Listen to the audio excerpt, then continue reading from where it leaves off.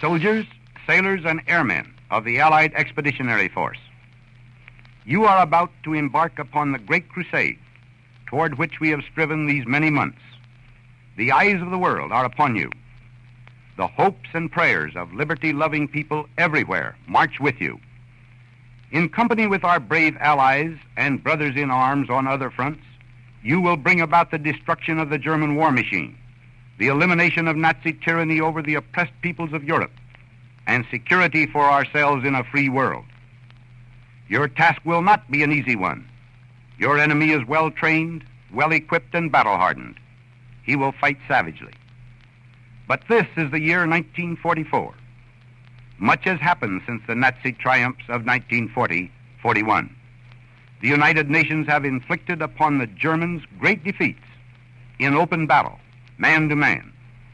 Our air offensive has seriously reduced their strength in the air and their capacity to wage war on the ground. Our home fronts have given us an overwhelming superiority in weapons and munitions of war, and placed at our disposal great reserves of trained fighting men. The tide has turned. The free men of the world are marching together to victory. I have full confidence in your courage, devotion to duty, and skill in battle. We will accept nothing less than full victory. Good luck, and let us all beseech the blessing of Almighty God upon this great and noble undertaking.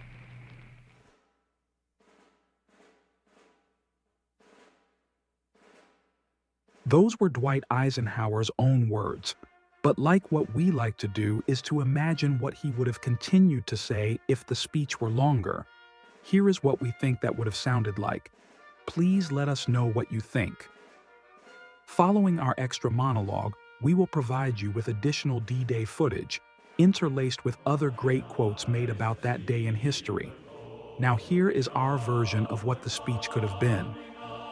Men, the road ahead is fraught with peril, but it is a road that leads to freedom, not just for the people of Europe, but for the entire world. Each step you take on the beaches, each yard of ground you gain, will echo through history as a testament to the courage and resolve of free men. You are not merely soldiers, you are liberators. You carry with you the hopes of millions who have suffered under the shadow of tyranny, and you carry the promise of a brighter tomorrow.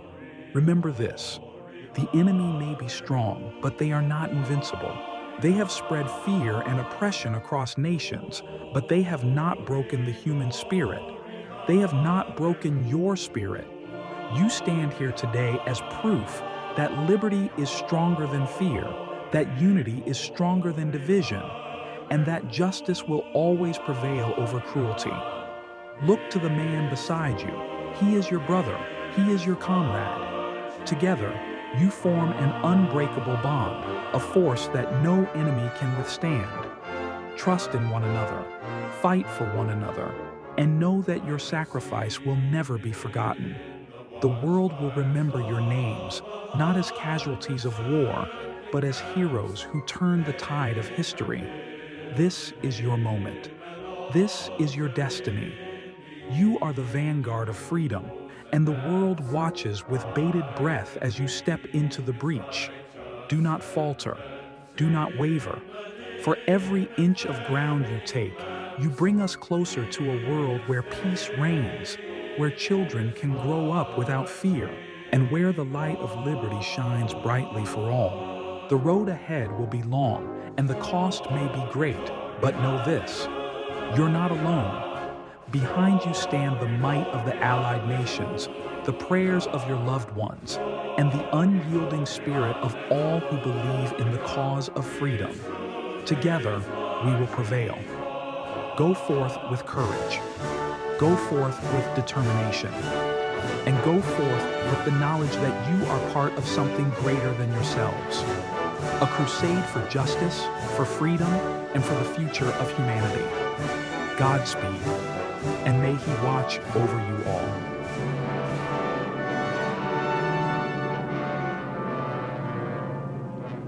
In England, General Dwight D. Eisenhower and his deputy commanders chart the liberation of a lost continent, plan when and where the mighty armies of the United Nations will strike.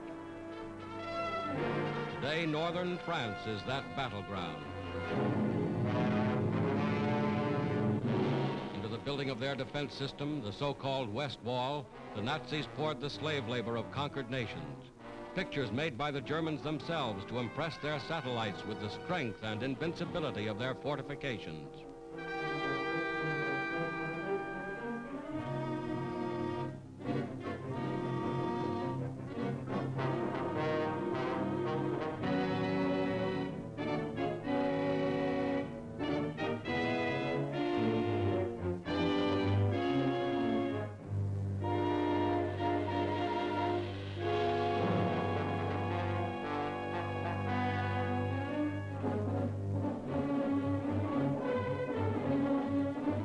Within steel and concrete emplacements, 4 years in the making, the Germans have amassed every known weapon of defense. Whether those weapons are enough to stop the Allied onslaught will be proven in the struggle that lies ahead.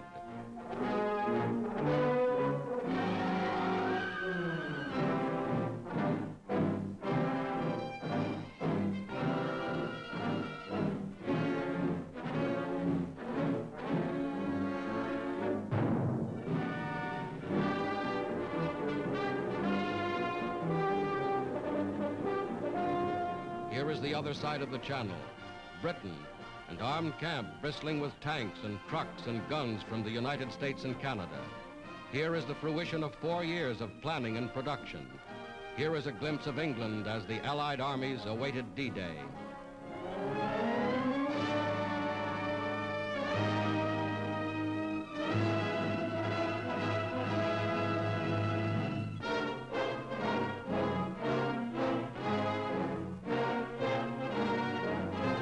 Here is something of the gigantic naval armada assembled to transport the Allied armies across the English Channel.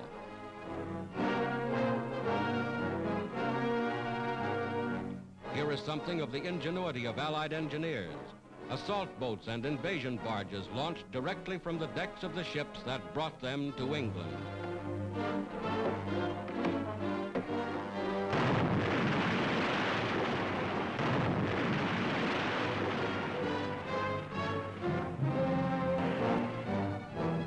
Nothing was left to chance. Every loading operation was rehearsed and timed in advance. Every soldier knew his station. Every man knew just where he was to fit into the gigantic pattern. Daily they boarded their ships. For all they knew, they were bound for France or Belgium or wherever their commanders had decided to strike. Every jeep, every tank, every piece of mobile equipment was assigned its place in the grand strategy of attack.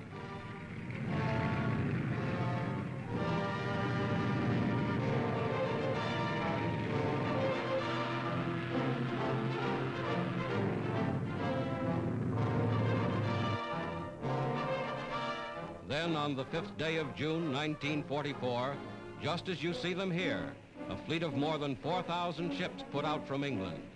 This was D-Day, 4th anniversary of the Battle of Dunkirk, and the Allied armies were striking back.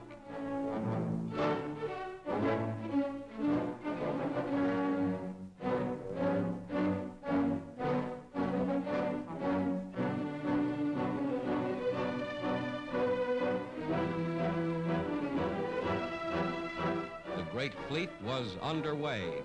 The morning of June 6th, this was the battleground, fierce fighting around Caen.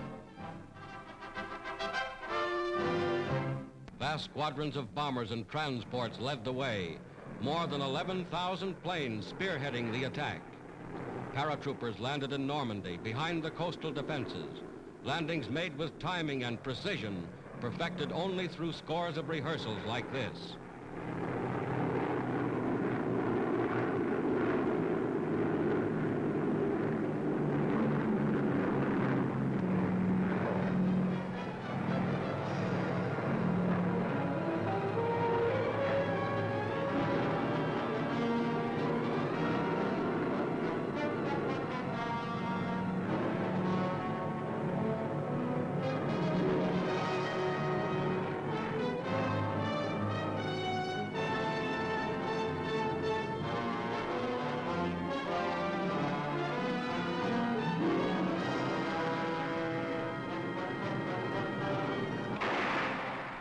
barges approached shore ready for instant action, some bearing artillery and rocket guns already opening fire.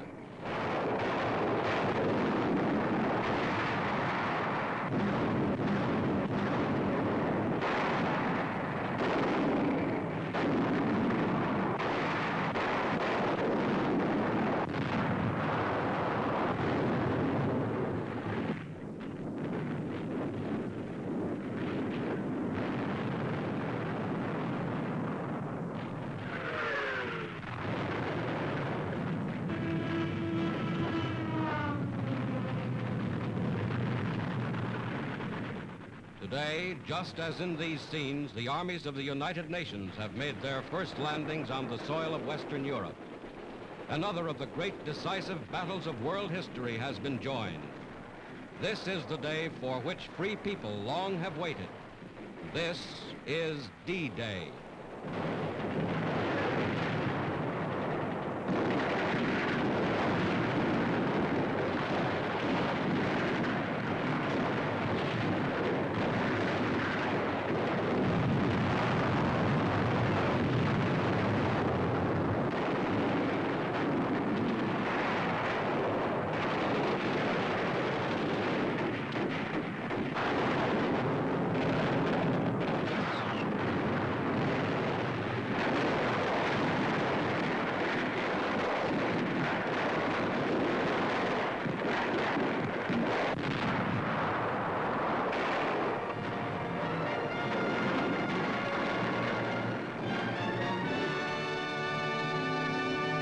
It's been said that the most important thing every man should know is what he is willing to die for.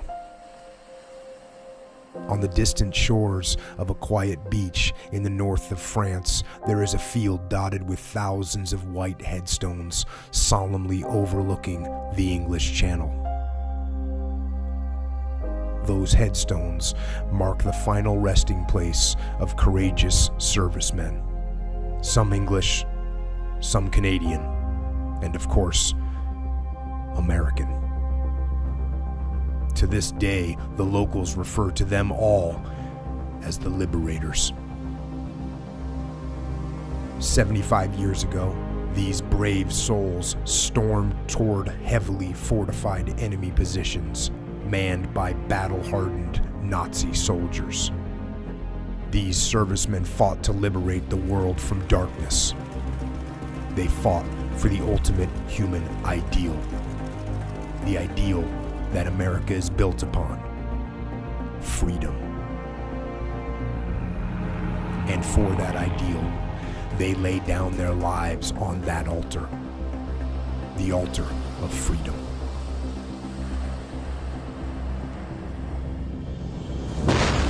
The grit they embodied was not new. Their warrior spirit was forged through a proud history of courage and selfless sacrifice. From Lexington and Concord to the battlefields of Gettysburg, Shiloh, and Bull Run. From the muddy trenches on the Western Front to the forests of Belleau Wood. From the punishing naval warfare of Midway to the fields of Sicily and the jungles of Guadalcanal. When their nation called, they answered. And while Americans made the ultimate sacrifice around the globe and here on these beaches of Normandy, their spirit lives on. The best way to memorialize these American heroes is to forever embody their spirit, to continue to live by their example, and to never forget the debt we owe all of them for their sacrifice.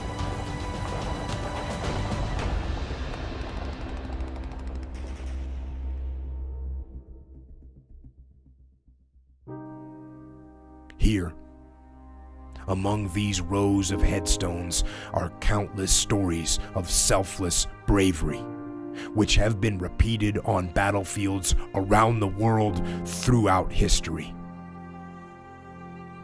Our debt to them can never be fully repaid, but our responsibility to them remains. 75 years ago, these brave Americans embodied true fighting spirit.